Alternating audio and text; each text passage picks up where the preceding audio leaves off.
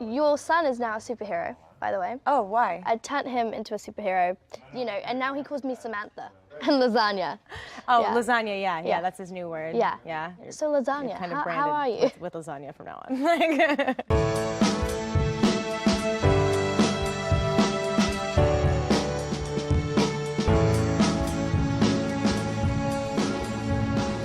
You know, I get a lot of advice from random people, but Right. if you had to give me any advice, what would you say to me?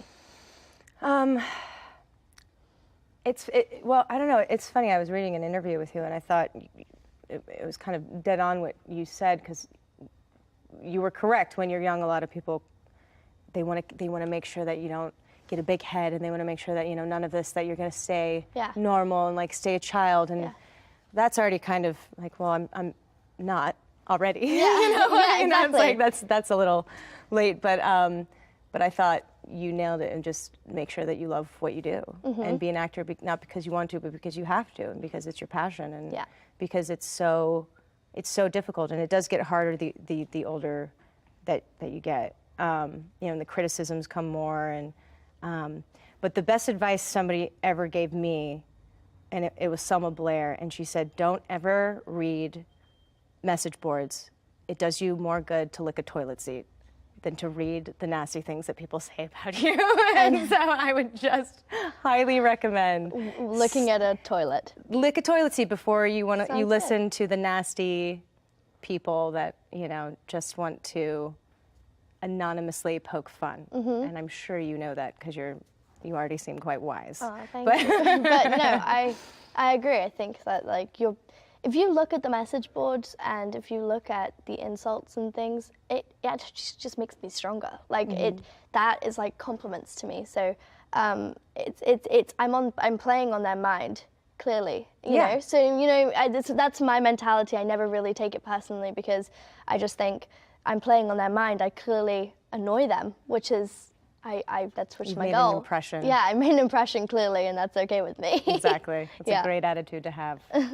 So I was 8 when I wanted to be an actress, and I went to this school of just modeling and singing.